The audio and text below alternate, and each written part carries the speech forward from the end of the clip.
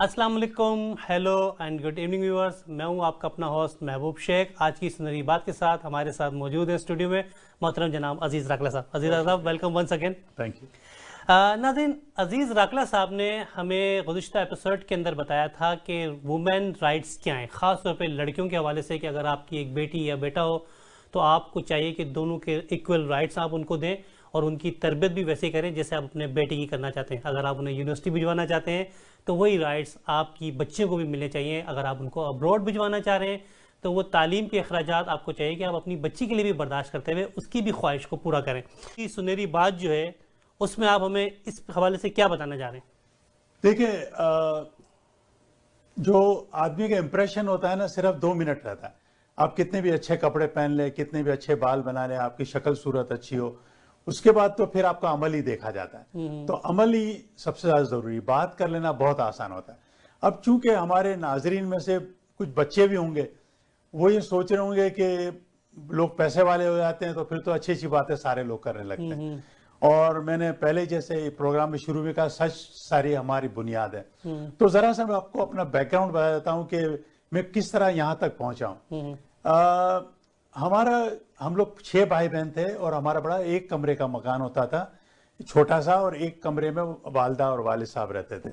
और 40 डिग्री कराची में टेम्परेचर हो जाता है गर्मी के अंदर, और एक बल्ब होता था, पंखा भी नहीं होता था उस जमाने में। और हम पहले एक भीमपुरा के इलाके में रहते थे, फिर हम हक्कानी चौक के इलाके में रहने आए। और मैंने जितनी भी तालीम हासिल की है, दिन में काम करके रात को पढ़ा। और जो मैंने प्राइमरी की जो तालीम हासिल की है वो एक बहुत ही खैराती इदारा था, रुस्तम जी पेशम जी रबाड़ी स्कूल से मैंने हासिल की। और उसके बाद मैंने मैट्रिक मैंने पास किया सिंध मदरसातुल इस्लाम से। और बीकॉम मैंने उसके बाद किया, दिन में काम किया, रात को पढ़ा हूँ। इस तरह से मैंने ICA जिसको आजकल चार्टर्ड मैनेजमेंट अकाउंटेंट कहते हैं, इसी वो भी मैंने दिन में काम करके पढ़ा। तो मैं आपको बता दूं कि मेरे जो मुशाहिदा, जो तजर्बात हैं, ये बिल्कुल। और हमारे घर जो होता था रेलवे स्टेशन, जब बारिश आती थी आधा आधा घुटने तक घर में पानी आ जाता था। तो वो सारे दिन देखें। और जब मेरी 19 साल की उम्र थी, वालिद साहब का इंतकाल हो गया। और वालिद साहब ने हमें एक बात सिखाई थी बचपन से कि तालीम तालीम तालीम तालीम के लिए अगर हमें भूखा भी रहना पड़े मगर तालीम। तो उन्होंने, मेरी बहन उस जमाने में, ये 60s की बात कर रहा हूँ, और हम इतने इस तरह रहते, फिर उन्होंने उसको MA कराया था। इस तरह मेरी दूसरी बहन ने अपने स्कूल शुरू किया और मेरे 2 भाई डॉक्टर बन गए। ये भाई वगैरह सब, मैं 19 साल का था, छोटे भाई थे। तो वही वालिद साहब की जो तरबियत थी मैं उसको लेके आगे चला। और मैं स्कूल से आता था, अपने वालिद साहब का दुकान का, हमारी लॉन्ड्री होती थी, कपड़े धोने की, इस्त्री करने की। तो मैं टिफिन लेके सीधा अपने वालिद साहब की दुकान जाता था, खाना वाना खाते थे, और फिर मैं वहीं ये मक्खियों वाले कपड़े, मैले कपड़े, थोड़ी देर सो जाता था। फिर साइकिल पे वही कपड़े की गठड़ी रख के नदी किनारे जाता था। उसके अलावा मैंने कोयले की इस्त्री से मैंने 50 कपड़े, 60 कपड़े, 100 कपड़े मैंने भी, अपने मेरे भाइयों ने भी किए। तो बड़ा बड़ा टफ, मतलब वो गर्मी के दिन मुश्किल वक्त गुजार के आप इस मकाम पर यहाँ पर। तो फिर मैं वहां से किस तरह सऊदी अरब पहुंचा हूँ, वो भी बड़ा लंबा सफर है, किसी और एपिसोड में वो बताऊंगा मैं आपको, और किस तरह मैं यहाँ तक पहुंचा हूँ। तो मैं ये बच्चों से कहना चाहता हूँ जो छोटे हैं कि भाई, कोई हमें मुझे सिल्वर, अब खान साहब तो बड़े ईमानदारी से बताते कि he came from the privilege family, कि उन्हें कैम्ब्रिज जाने का, क्रिकेट खेला उन्होंने, वो हमेशा कहते हैं। मगर उनसे हमने बड़ी बातें सीखी है। मिसाल तौर पे कि मैं समझता हूँ कि रसूलुल्लाह सल्लल्लाहु अलैहि वसल्लम की पहचान उन्होंने मेरे को ज्यादा उनसे हुई है। इस तरह से अल्हम्दुलिल्लाह का मतलब ही नहीं पता था, इय्याका नअबुदु व इय्याका नस्तईन इहदिनस सिरातल मुस्तकीम। तो हम सीखते जिंद। तो मैं सब लोगों को ये कहना चाहता हूँ, मैं चला गया वहां से, तो मुझे अपना कारोबार करने का बड़ा शौक था। तो मैं 1981 में मैं पाकिस्तान आया और देखना क्या कारोबार किया जाए। तो मुझे बताया लोगों के शिप ब्रेकिंग की जाए। अब शिप ब्रेकिंग में क्या होता है कि 3 तरह के लोग इन्वेस्टर होते हैं। एक तो शिप ब्रेकर होता है जो ग्राउंड लेवल पे काम करता है, थोड़ा सा इन्वेस्टमेंट करता है और वो होता है। दूसरा, उसमें एक सरमाएदार होता है जो, क्योंकि उस जमाने में हमने वो जहाज जो लिया था 1,68,00,000 रुपए का था, और उस जमाने 9 रुपए का डॉलर होता है। तो आज के हिसाब से मेरे ख्याल से 168 करोड़ का जहाज हुआ। तो मैं 33 साल की मेरी उम्र थी और हमने ये जहाज लिया। अब शिप ब्रेकिंग में क्या होता है कि एक साथ आप 5,000 टन का जहाज खरीदते हैं।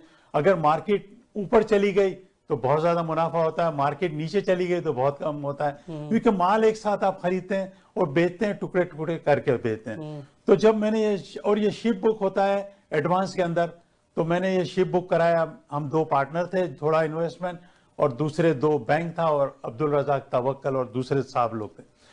तो हमने जब ये शिप बुक कराया तो मील मार्क का प्राइस था को 3800 रुपए, और जैसे जैसे शिप आने का वक्त करीब आने लगा तो मार्केट गिरनी शुरू हो गई। अच्छा। और बहुत सारे लोग जो मेरी तरह ताजे, जिनका थोड़ा सा इन्वेस्टमेंट, सबने मुझे आएगा अजीज भाग जाओ वरना तुम्हारा घर भी बिक जाएगा। क्योंकि अगर मील माल का दाम 3300 पे आ गया, 500 रुपए टन गिर गया, तो 25 लाख का नुकसान आपको सामने ही नजर आ रहा है। और जबकि हमारा कुल इन्वेस्टमेंट उसमें 14 लाख का था, दोनों पार्टनर मिलकर, और कोई नुकसान बर्दाश्त करने के लिए तैयार नहीं था। मगर मैंने उस वक्त भी वो वादा कि भाई वादा किया है पूरा करना है। अगर मेरा घर भी बिक जाएगा मगर मैंने जो वादा किया है, जहाज तोड़ूंगा और इसका बैंक को कर्जा अदा करूंगा, इन्वेस्टर को पैसे दूंगा, मैं हटूंगा नहीं यहाँ से। तो मैंने है ना बिल्कुल भी हिम्मत नहीं हारी और बैठा रहा।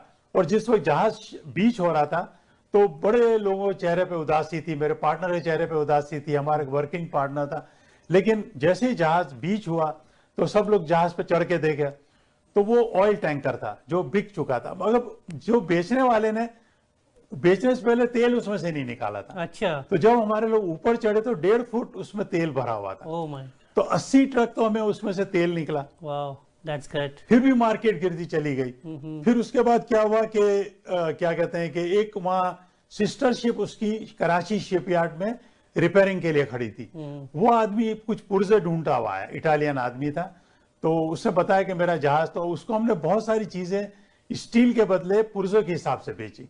अच्छा, इसके बाद में और भी थोड़ी अगर शिप ब्रेकिंग का मैं बताऊं कि हर जगह यही 3 उसूल, ऑनेस्टी, हार्ड वर्किंग और ह्यूमैनिटी। ऑनेस्टी मैंने यहाँ ये इस्तेमाल की कि किसी झूठ नहीं बोला, अपने वादे पे कायम रहा। हार्ड वर्किंग वो आता है, देखो उस जमाने में शिप जहाँ पे गडानी में शिप ब्रेकिंग, वहां बिजली नहीं होती है, मीठा पानी नहीं होता है, मगर मैंने वहां रहना शुरू कर दिया। मैंने कहा रात दिन में यहाँ रहूंगा, जाऊंगा नहीं, क्योंकि जब तक हम रहेंगे ज्यादा काम होगा, ज्यादा मेहनत कर।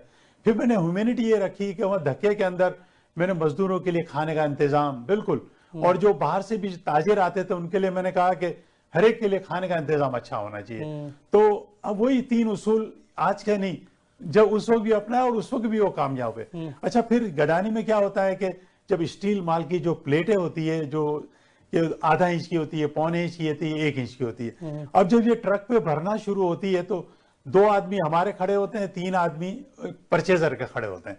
अच्छा, वो प्लेट डालते हैं, वो कहते हैं क्योंकि ये टूटा हुआ स्क्रैप माल होता है, आधा इंच तो पूरा नहीं, मगर एक मार्केट का अंदाजा है सबको कि आधा इंच की जब प्लेट का ऑर्डर उसमें ये माल जाना चाहिए, पौना इंच में ये, और 1 इंच में जाना चाहिए। तो हम लोग प्लेट डाले, फिर उसके आदमी निकाले, नहीं ये इसका माल है।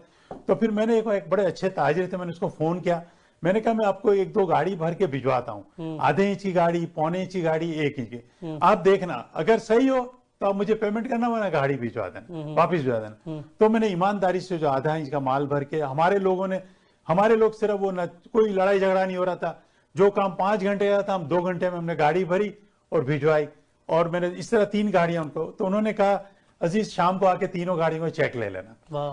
तो यही चीज जो एक दूसरे में बेएतमादी थी कि वो मैं माल रख रहा था, ये तो मैंने ईमानदारी वहां दिखाई और वो गाड़ी बहुत जल्दी हमारी भरने लगी। वो जो रास्ते में जहाज था जिसका मुआहिदा लोग आपको कैंसिल करने के लिए कह रहे थे कि भाग जाएं, लेकिन आपने अपने अमल के बाइस उस पर आप डटे रहे, आपने वादा खिलाफी नहीं की, जो उससे कमिटमेंट किया था उसको ऑनर किया और उसका आपको रिटर्न मिला। इसका मतलब ये हुआ। और मैं आगे और भी बताऊं, एक तो तेल निकला, फिर ये स्पेयर पार्ट बिकने लगे, फिर क्या हुआ कि बैंक भी आया, उसने बोला यार बैंक ने मेरा सारा सूद माफ कर दिया, इंटरेस्ट माफ कर दिया, बोला असल हमें दे दो, तो इससे ही बड़ा फर्क पड़ गया।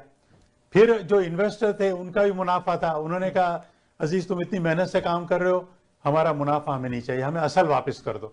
तो हर तरफ से वो रहमतें आनी शुरू हो गई, अल्लाह की तरफ मैंने से। पूरा जहाज काटा, अपने खर्चे भी पूरे भरे, थोड़ा सा मैंने मुनाफा भी कमाया और सबको मैंने दिया। तो ये जो सच्चाई है, ईमानदारी है, आपको हर वक्त में काम आएगी। और आप इजाजत है कि दुबई की मैं जरा सी बात करना कि जब दुबई के शेख ने जो समंदर के अंदर ये पाम बनाना शुरू किया, कि हिम्मत भी की बड़ी जरूरत होती है कि जब उन्होंने बनाना शुरू किया और ये सितंबर 11 हो गया और अचानक सन्नाटा हो गया और इतना बड़ा प्रोजेक्ट, इतना मगर उन्होंने काम चालू रखा।